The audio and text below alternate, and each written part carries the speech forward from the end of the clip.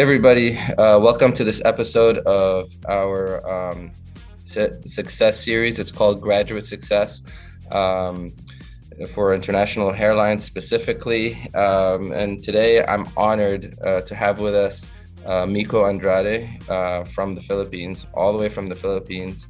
I believe it's like midnight over there, so some crazy time difference. Miko was our student about 3 years ago, a little over 3 years ago. So he's been practicing for 3 years now. He's become, the premier SMP provider in the Philippines. He's very well known for his impeccably natural hairlines. And in fact, he recently was a guest speaker or a featured speaker on that very topic, how to create really natural hairlines at the Meeting of Minds, which is probably the biggest SMP specific conference in the world. And so, it gave me a great honor and like a proud father to see him, present in front of the world, basically, some of the stuff that I may or may not have taught him. Miko also was one of those very dedicated students that sought trainings from different places, which is a fantastic opportunity if you have that kind of means and drive to do so. So without further ado, let me introduce you to Miko. How are you doing, Miko?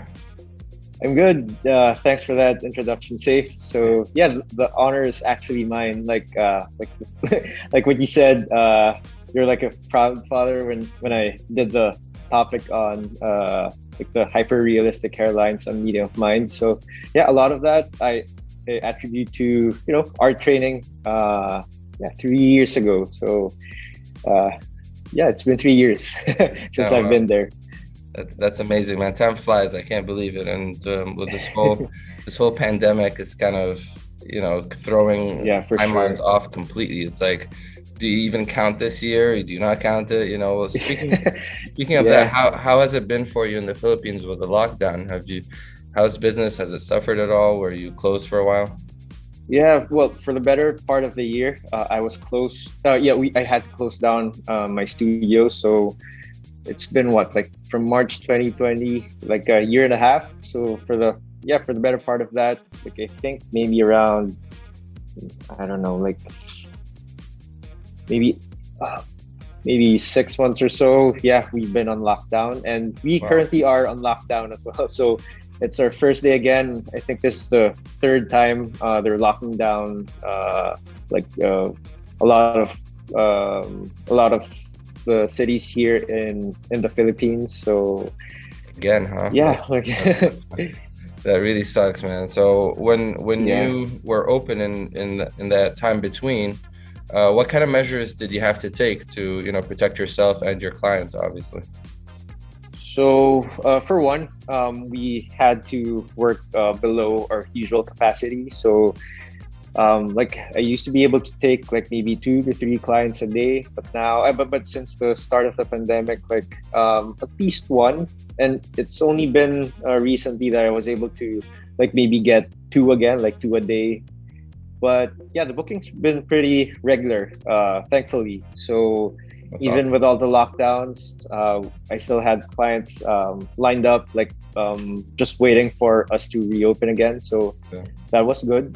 And well, yeah, the pandemic, it really, it halted my momentum since, you mentioned, I've been doing this 3 years, and for a year and a half of that, we've had the pandemic. So, but thankfully, again, the business has been doing well. So I've gotten a lot of practice.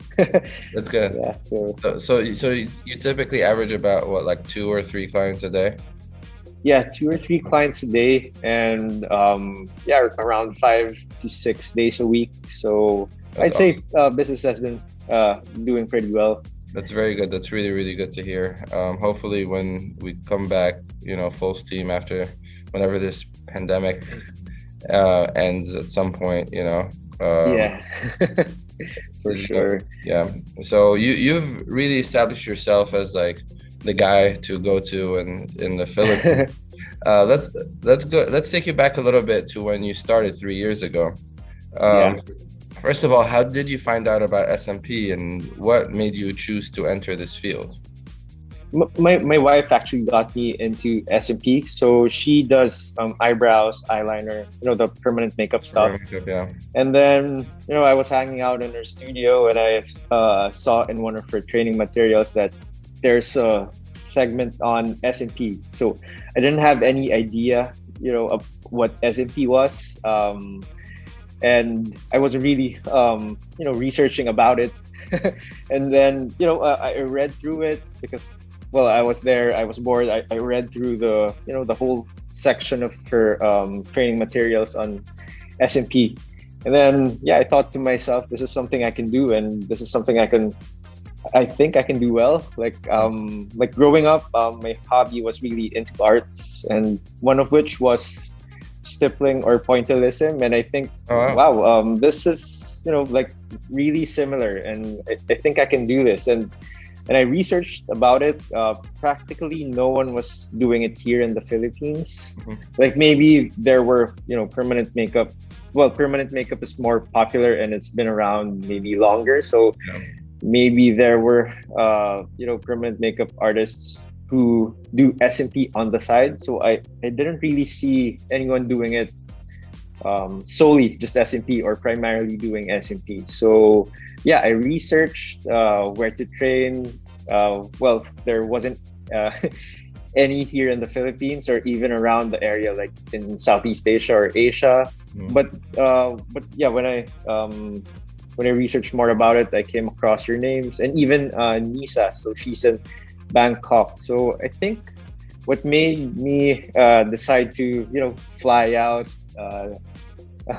halfway around the world to you was I was looking at all these SMP artists, all these SMP training centers, and I really thought that your work was natural, but I didn't know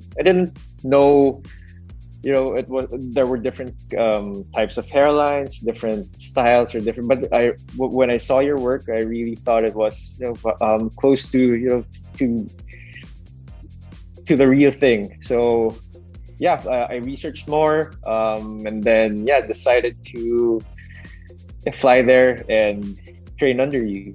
Yeah. Well, I appreciate the kind words, man. I know you obviously, it was like a big journey for you to get trained, because not only did you Yeah, fly halfway across the world, you also spent some time in New York training with Matt at Scalp yeah. Micro. Matt obviously being one of the best, if not the best artist in the world. So what made you decide specifically to train with multiple teachers? Well, I think it was more practical because if I was gonna fly halfway around the world, I might as well, train with the best SMP artists I know. So, I think I had training with Matt around maybe I don't remember, maybe around March or that month, and I then mean, you I literally came did to you them like back to back, right? Like you did, yeah, yeah, like maybe barely a week in between. yeah. So, and I, what made me decide to do that was, although both your works are really good, I think your styles were contrasting. I didn't really, um, know what made it different, but what I saw was, it's different, but both are effective. So when I went there, I wanted to get the best practices, and then uh, and maybe eventually develop my own, but rely on the fundamentals you gave me. Yeah. So Well, you bring a yeah, very so you bring up a very good point here, is because every SMP artist, whether they're a veteran or they're new, will have their own spin on it. It's just because it's an yeah, art, and no two people can have the exact same work. So it is good, to learn from different perspectives, but at the same time, you yeah, have to also find your comfort zone and find what works yeah, best for you as an artist. And yeah, for sure. you mentioned that, you have a little bit of an artistic background with the stippling and stuff like that, which comes to show that you don't have to come from like a barber background or a tattooing background, or Yeah. I personally came from a corporate background. So Yeah, yeah, same here. so really anybody, once you find what you're good at and what you're passionate about, if this is something that you are passionate about, really anybody can do it. Do you agree with that? Yeah, I think with a call this with a what do you call this? Maybe like with enough time and practice, yeah, I think anybody can be good at this. Like with SMP, you really have to do the reps. Like you don't perfect the craft like on your first client or not even on your fifth. Like reps upon reps, like the variations between skin types, like retention, like hairstyles, head shape, all the variables. Like you really can't master it. And now even doing it for 3 years, I don't think I can call myself a master, but I want to call myself a student of the craft. Like I treat every like new session as a learning experience. Like I'm still getting better, so I think yeah, I've cut most of the guesswork out of S&P, like maybe like Yeah. figuring out the shade, pressure, like using different types of needles. Like I've learned the fundamentals from you guys already. So and with consistent like volume and working on clients' heads, like I'm still learning, but I think yeah, just minus the guesswork, but I'm still learning with every session and every client. Yeah, same here. I'm honestly still learning, and I still think my work is still getting better.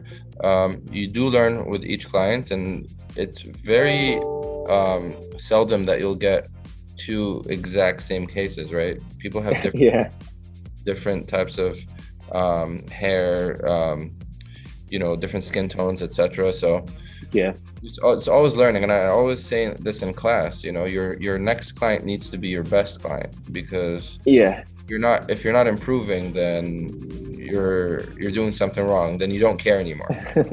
You know. yeah, yeah, exactly. So what were your biggest challenges during training, first of all, and then after training was complete? During training, maybe there was pressure. Like I had so much invested in training, going there and getting multiple teachers like you and Matt. So the pressure was there, like to do well to do well even with just the like with the melons and the fake skin and stuff. Great. So I think yeah, the challenge for me was maybe overthinking things. Yeah, Yeah. like when the live models came in, like actual heads, like I was really nervous, and I don't think I think I could have performed well if I wasn't that nervous. But It's well, not. I think the nervousness helped as well. Like I was really careful, I was really conservative with my approach, and I think I got that from you as well. Like you approach every session conservatively, and I remember you said something like to the effect of you can always add, but removal is a whole Yeah. it's a whole different story. But well, you have undo removal now, so Yeah, no, we do have but a removal solution, but we don't yeah, like to use it, to be honest with you. Like when yeah, yeah, I get botched work, I'd love to be able to fix it without having to remove it. yeah, That's something that like I actually take pride in. But some cases, unfortunately, removal is necessary.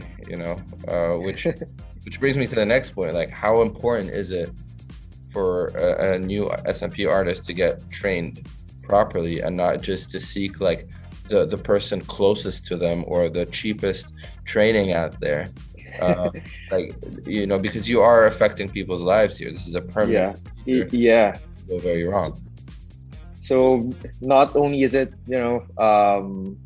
sort of permanent, well, yeah, almost permanent, but it's practically on your face. So Yeah. the pressure is really there. And you're right. Like anyone who wants to practice SMP should have their fundamentals down. And the only way to get it is to go to a reputable trainer. So like even before the trainings I had with you guys. So yeah, uh, I'll reveal it anyway. So I got an online training. Um, I think it was popular 3 years ago, Yeah. and going through the exercises and watching the videos and whatever, I really felt it wasn't enough. That's why I went with you guys. Like I don't know, those online things, like maybe online trainings are good for when you have experience already, like you just want to tweak Right. your skills or like techniques or whatever. But with the fundamentals, you really have to work with someone really close. Like you have to feel, working on actual heads or even like the fake skin and the fruit that we practice on. You really have to get a sense of how proper SMP depth Yeah. should be met, and yeah, things like those. So, and if you're gonna get a training, might as well do your research and uh, yeah, go with the best ones that you think.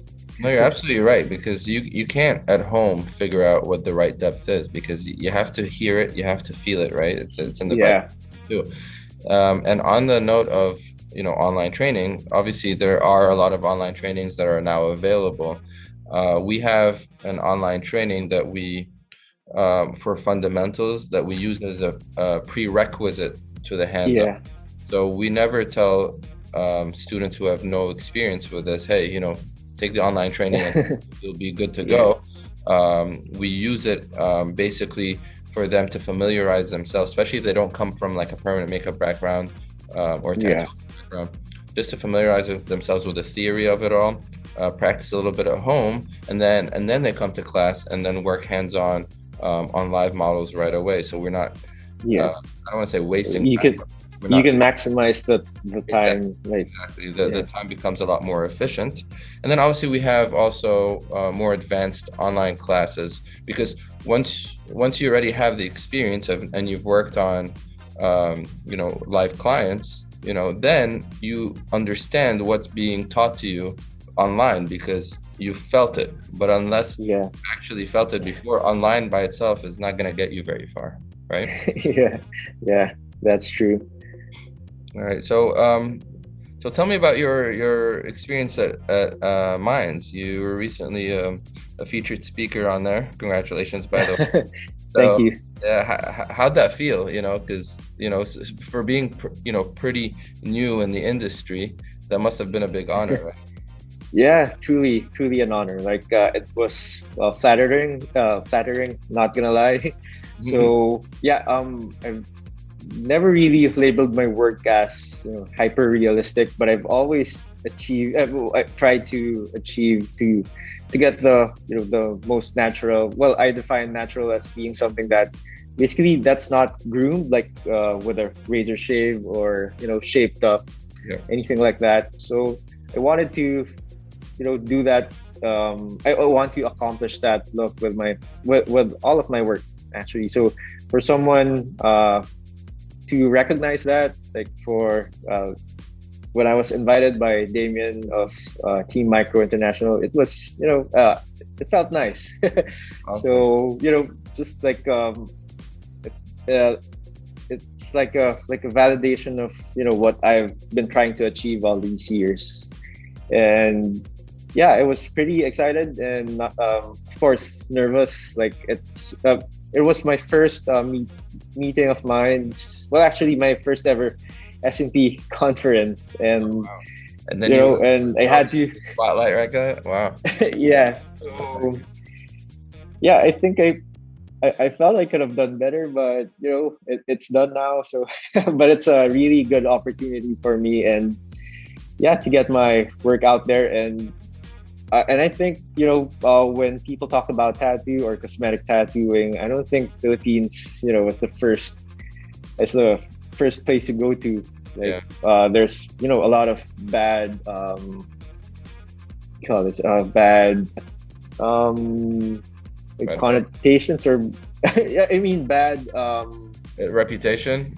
Yeah, yeah, bad reputation of getting tattoos in general in the Philippines. So it's really Manila's not really the first place you look for tattoos in general or even SMP. So it's good that I'm able to put Manila or the Philippines on the map. So you I did. could say that. Yeah. For sure. For sure. So I mean, we in the our little SMP bubble, right? Sometimes we forget that like there's a whole world beyond our Yeah. SMP. We're so ingrained in it.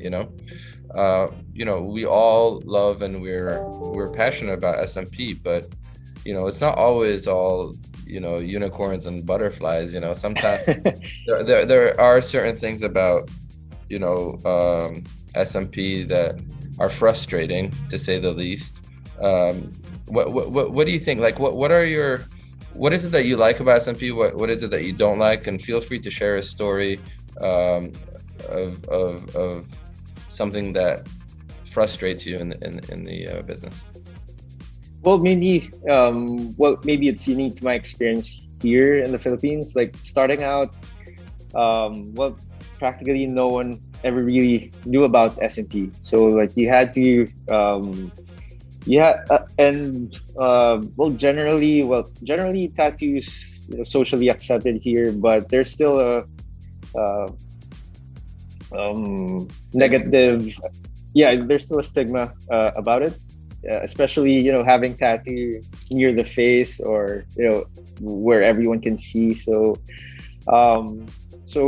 starting out, people thought, well, when I tried to sell my service, people just thought of it as your ordinary tattoo. So I had to like to dispel that because anyone and I price I might be discussing the pricing already, but SMP is generally like more expensive than body tattoos, and I guess we're more rare. Like more SMP practitioners are more rare than body tattoo practitioners. So when I tried first advertising SMP, people just told me it's just tattoo. Why not price it this low?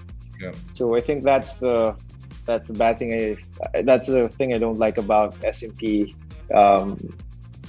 It's basically trying to sell it, Yeah. trying to convince people. But it's funny because that's I get also students from all over the world that travel here to get trained, and they ask specifically about their particular markets. And what you touched on is huge, especially in a conservative country like the Philippines, for example. I have a location in Egypt, which is probably even more conservative, right? And tattooing Yeah, was like unheard of a few years ago. So trying to convince potential clients that this is not you're not getting a tattoo that you're not going to be able to go to a job interview with. This is a yeah, cosmetic procedure, and you got to differentiate that. You got to, even though it is tattooing, it's for a completely different purpose, right? So, yeah, and like you said, we're rare. We specialize in what we do, and you have to carve out that little niche, if you will, and become an expert in that field. Otherwise, you just become a tattoo artist, right? And nothing yeah, against tattoo artists are super talented, but body art, it has been around forever, and you can get tattoos everywhere on your body. But this is something that we train specifically for it. yeah, yeah, exactly. So yeah, so like with every client, like even before we talk about bookings and stuff, yeah, I try to I try to differentiate it from traditional body tattoos. Like although technically any procedure that you put pigment underneath the skin is considered tattooing, it's really completely different. Even with microblading or the permanent makeup stuff, all tattooing, but still very different and really highly specialized. So yeah, that's maybe one of the hurdles I encountered when I started SMP. I completely understand where you're coming from, especially in a newer market, you know. Yeah. So how long do you personally think um, a new SMP artist will take to okay, we already touched on this. Like you never really master it, right? You're always learning. But Yeah. how long did it take you, for example, to be comfortable, to feel like, okay, you can ride this on your own and you don't need to seek advice anymore from your trainers? Yeah. Maybe um like maybe a year, like a year and a half into SMP. Like my gauge was really not the like the duration of doing SMP or like the number of heads. It was maybe seeing my work healed. Like Exactly. yeah, but because I like when I started one of the things I wanted to make sure I do was to do regular follow-ups with my clients just Yep. to see how things have healed. Like maybe like after maybe 2 months after the latest session, I'll ask how it is, how it's healed so far, and then after that, a couple of months, and then yeah, when I started getting touch-ups from the you know touch-ups from when I started, so that's when I got the confidence. Like they came back with minimal well, where there was minimal touch-ups that needed to be done. It healed pretty well. Like they've been sending me photos. So yeah, I think a year and a half before I gotten comfortable with yeah. So the thing I've been doing turns out to be working. So I just went with that. And I think starting out, I really kept a journal for each client, like down to like maybe what pressure or type of skin I dealt with. Like if it was it was really thin skin, and penetrating the skin was really easy, etc. And then of course the pigment shades, types of needles, etc. So I think that helped me a lot. So yeah, when I started getting touch-up sessions and then clients coming back after a year or so, so yeah, I just went back to those notes and then applied it moving forward, like with the rest of my clients as well. So, Yeah, you touch on a very, very important point because there are very talented new artists that are popping up everywhere, yeah. And they you see the pictures of their work and their work looks great. And you see like immediately after the first session, immediately after the second session, immediately after the yeah. third session, and it looks phenomenal, it looks transformational, and then these guys are like flying high. They're like, you know what, I got this. My work is great. I'm gonna start teaching others how to do this. And then the client comes back a year later when they're healed, and guess what? It's not It's so too pretty. saturated. Exactly. Yeah. Saturated, and that's what a lot of people try to jump the gun. And Yeah. especially if there's you know another kind of pandemic where new trainees, or not trainees, but new artists try to train others when they haven't really seen their own healed work, right? Which, Yeah. because it's not until you actually see your own healed work Yes. you understand and you're able to predict what it's going to look like down the line, right? And Yeah. you have to like you start adjusting your pressure, you start doing things a little bit differently because now you can almost predict and foresee what's going to happen in the future. So Yeah.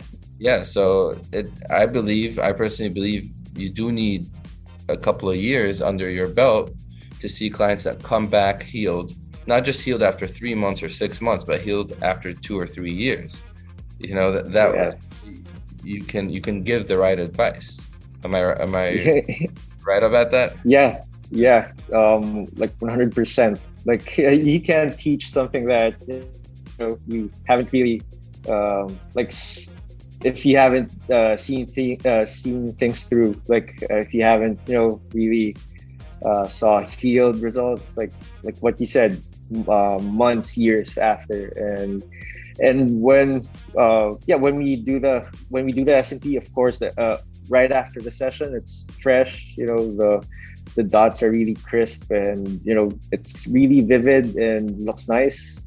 But yeah, it's the canvas we're working on is a breathing, living thing. So it's not gonna be that way for the most part, actually. So like seeing things right after the session, that's maybe like 1% of the time, Yeah. like point something percent of the time, and the rest of the time is how it's gonna settle underneath the skin. So yeah, you're right. So before and yeah, I think maybe like personally, I really approach almost everything conservatively, like not just S&P. So I think that helped me like, stop myself from or checking myself before I went out and training people, like developing well, my own course or whatever. Yeah. Because like maybe until a couple of months to a year later, I'm still using the fundamentals that you guys taught me. So I haven't really developed maybe my own technique. Maybe there's like small hints of my own technique, but that really, but my work like for the first few months, or yeah, even up to a year, is really relies heavily on the fundamentals from the training. And then as you go along with more clients and seeing how things heal, like a year and a half, or 2 years later, is when I think you start to develop your own technique, and experiment with a few stuff, like maybe using different needle sizes or different shades or different pressures or any variable. Absolutely. Absolutely. All right.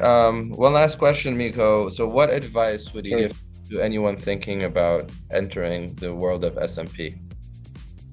um well, it's a commitment. So well, not only like for me, it was a career change, really radical career change. So it's really a commitment. So not only to like the entirety of your career, but every session you're there, maybe 2 3 hours. So what's really required of you is your 100% attention and energy during that moment, and you're gonna do that like multiple days. So it's really commitment. And I might sound like a broken record, but really it's just practice, practice, practice. Like if you can get your hands on, yeah, if you can get your hands on like friends and family who let you while you're starting out, who let you practice on their heads, like grab that chance. But just make sure you follow your training.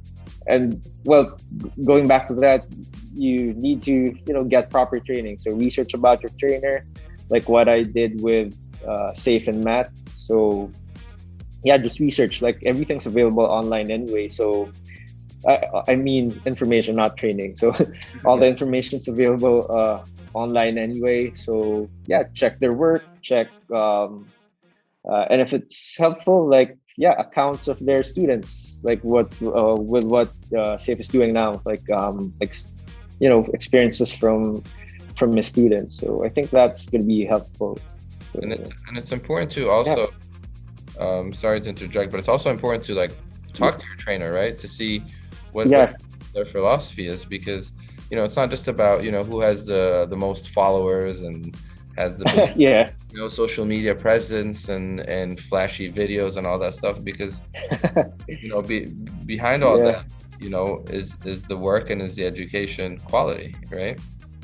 Yeah. So yeah, after our training, like I found myself like messaging you like with minor things and like small, even bigger things, like am I doing the right thing? And thanks for being available for all those questions. Like they're really helpful, because that's another thing I considered. Like when after I trained with you guys, I'm gonna be back to Manila, and I won't have any access to actual like S&P work, or like well, it's helpful like in S&P, like the tactile part of it, like the pressure on the skin, like hearing the buzz of the machine and feeling the the vibration of the machine as it as the needle goes inside the skin is really, different when you're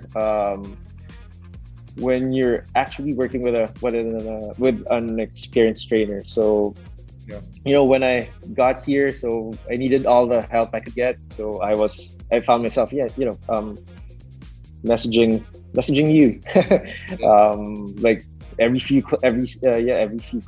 I had a few questions here, so it was really helpful. I love that when students ask me questions after training, because I know, first of all, I know that they're working, which is important. But secondly, I know that they care about this and they're not just guessing, right? They want to do it the right way, so that's really important. So so let's wrap this up. Miko, why don't you tell us where to find you? So your company's called MANscalp, and for those who Man is actually Miko's initials, right? Yeah, I should have put more thought into that. I've been getting a lot of female inquiries and female clients with alopecia. So one of the things they ask is it also for women? So it's probably something I should have put more thought into. But it's stuck now. It's MANscalp, so it could stand for Manila as well. So wow, look at that. So brilliant marketing. All right.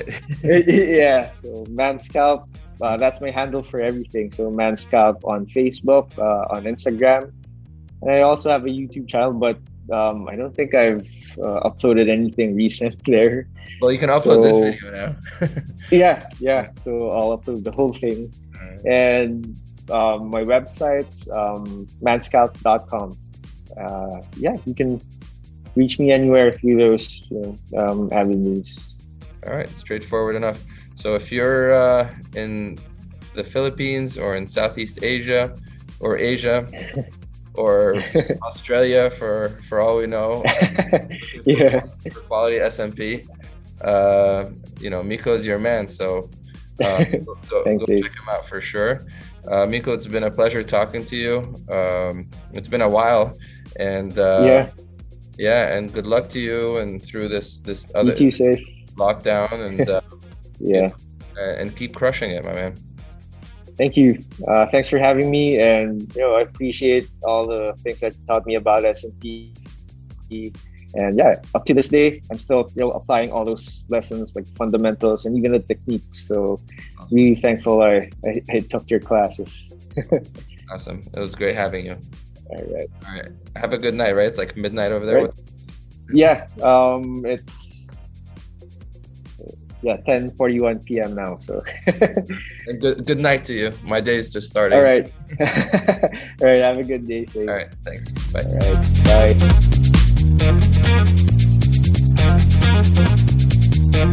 Bye.